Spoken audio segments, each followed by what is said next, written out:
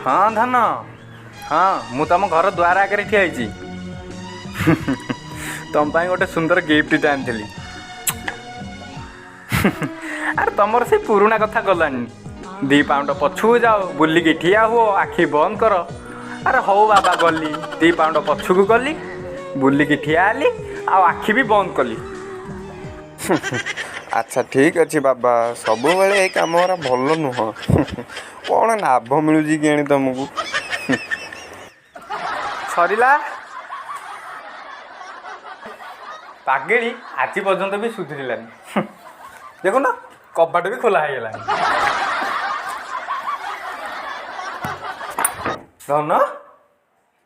ये सब कौन धन